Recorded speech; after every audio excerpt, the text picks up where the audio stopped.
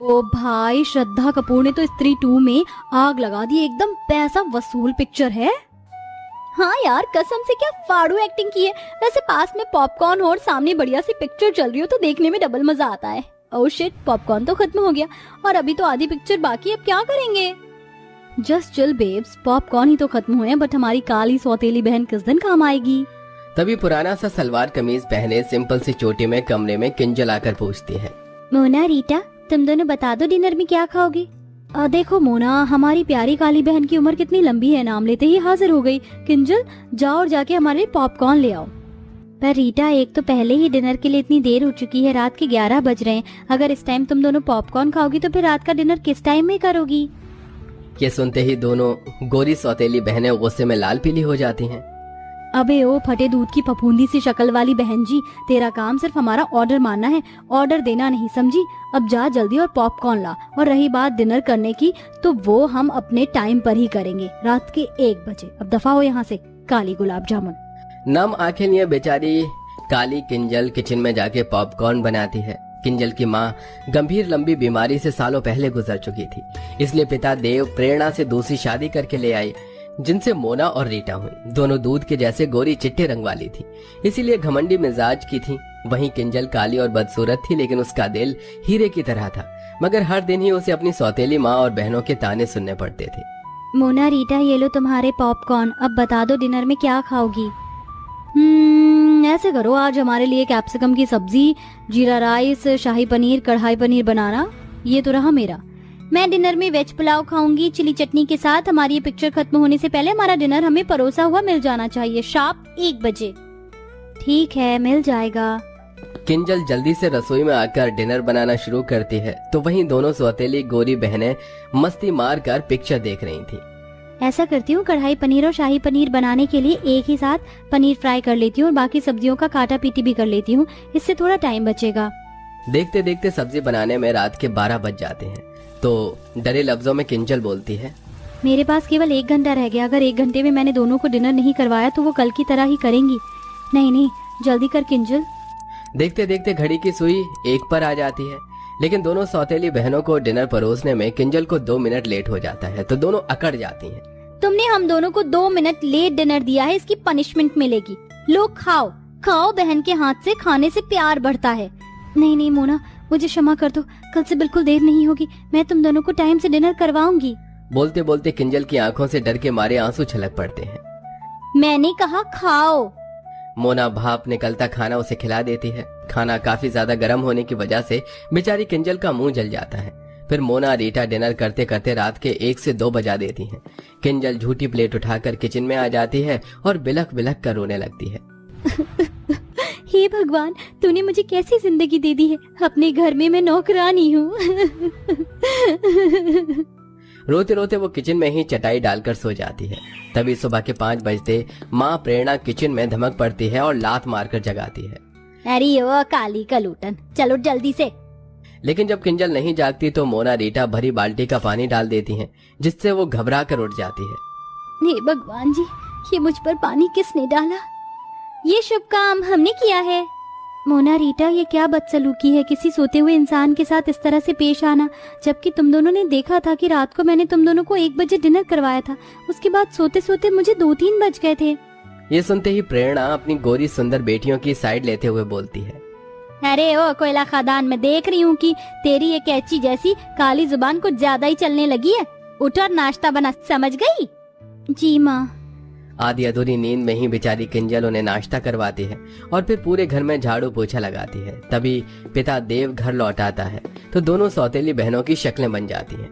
आगे पिताजी, अब शुरू हो जाएगा दोनों बाप बेटी का मेलो ड्रामा। किंजल बेटी, तू क्यों पोछा लगा रही है? काम वाली नहीं आई है क्या? वो पापा। तभी बात काटती हुई प्रेरणा बीच में बोलती है, अरे देव जी, वो आज ना तुलसी की तबीयत ढीली हो गई थी, इसलिए आई नहीं। मैंने तो बोला था किंजल को कि मैं कर लूंगी, ला दे मेरी बच्ची, तू नाश्ता कर। वैसे आप ऐसे अचानक से कैसे आ गए? कोई खबर भी नहीं दी, ना कोई फोन कॉल किया? वो 1-2 दिन की छुट्टियां मिली थी, इसलिए चला आया किंजल को देखने। पापा, आपको तो किंजल दीदी के अलावा हम दोनों दिखते नहीं, थोड़ा प्यार हमें भी दे दीजिए। आफ्टर ऑल हम आपकी बेटी हैं। हाँ जानता हूँ। देव अक्सर काम के सिलसिले में महीने महीने बाहर रहता था, इसलिए उसे इस बात की कानों कान खबर नहीं थी कि उसकी दोनों सौतेली बेटियों ने किंजल को नौकर बनाकर रखा था। वो हर महीने खाना बनाने वाली और 3 टाइम के बर्तन मांजने वाली के पैसे भिजवाता, जिसे प्रेरणा बेटियों में उड़ा देती थी। लगभग 2 दिन बाद देव वापस लौट गया और फिर से सब वही शुरू हो गया। इसी तरह दिन गुजरने लगे और अब किंजल के कॉलेज के फाइनल वर्ष की परीक्षा शुरू होने वाली थी। इसलिए वो अपनी दोनों सौतेली बहनों के पास आकर बोलती है, मोना रीटा, आज से तुम दोनों डिनर 9-10 बजे तक कर लेना प्लीज। तो आंखें चढ़ाकर दोनों ने ठाए से कहा, मगर वो क्यों भला? क्योंकि कल से मेरी परीक्षा शुरू हो रही है तो मुझको पढ़ाई भी करना है। क्यों री जली भरते की शक्ल वाली, तुझे क्या लगता है कि तू पढ़ लिख कर कलेक्टर बन जाएगी? बेलिनी, तुझे रोटियां आई हैं। हम अपना रूटीन नहीं बदलेंगे। हम रात के 1 बजे डिनर करती थी और 1 बजे ही करेंगे, समझ गई? दोनों का फैसला सुनकर मायूस मन से किंजल उन्हें 1 बजे रात में डिनर करवाती है और बाकी टाइम घर के कामों में उलझ कर रह जाती थी। एक दिन जब वो रात के डिनर के लिए दोनों से पूछने आती है तो दोनों शॉर्ट सा गाउन पहने मेकअप में लगी पड़ी थी। मोना रीटा, तुम दोनों कहीं जा रही हो क्या? हाँ, आज हम दोनों पार्टी करने जा रही हैं। अच्छा, तो फिर तुम दोनों खाना तो वहीं से खा कर आओगी ना? तो फिर मैं रात का डिनर रहने देती हूँ। अच्छा जी, क्यों री काली भैंसिया, तुझे क्या लगता है हम तुझे आराम फरमाने देंगे? चुपचाप से हमारा डिनर बनाकर तैयार रखना। आज डिनर में हम आलू गोभी, मिक्स वेज, लच्छा पराठा खाएंगी। जानबूझकर दोनों लंबी चौड़ी लिस्ट देती हैं। तभी वो मायूसी से बोलती है, इतना खाना बहुत ज्यादा नहीं हो जाएगा डिनर के हिसाब से? कुछ ज्यादा नहीं होगा, तू बना देना बस। दोनों ऑर्डर झाड़ कर चली जाती हैं। किंजल सारा डिनर तैयार कर देती है, लेकिन दोनों बहनें पार्टी में से फुल पेट खा पी कर आती हैं, जिस वजह से रात का डिनर नहीं खाती। इसलिए अगले दिन खाना बच जाता है तो प्रेरणा किंजल पर आग बबूला हो जाती है। किंजल, अरे ओ किंजल, अरे ओ काली भैंसिया कहाँ है? किंजल डरते हुए प्रेरणा के आगे हाजिर होती है। जी माँ, बुलाया आपने? क्यों री, ये सब क्या है? रात को क्या पूरे मोहल्ले को दावत करवानी थी? कितना खाना बनाया था जो सारा बच गया। ये भरे पतीले के पुलाव, पता है ये चावल कितने महंगे आते हैं? और तू मजे से बना बना कर फेंक रही है। माँ, मेरी इसमें कोई गलती नहीं है। मोना और रीटा ने कहा था बनाने को और दोनों कल बाहर से ही खाकर आई थी तो डिनर नहीं किया।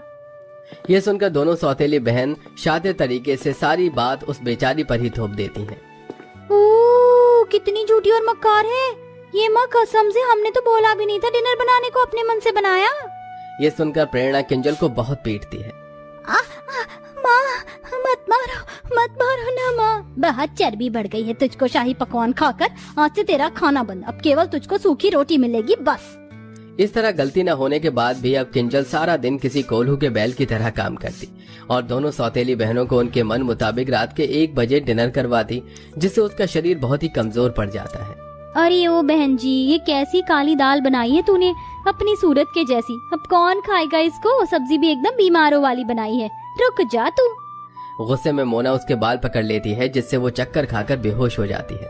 उसी टाइम आधी रात को पिता देव घर लौट आता है और बेटी की बिगड़ी हालत देखकर आपा खो देता है।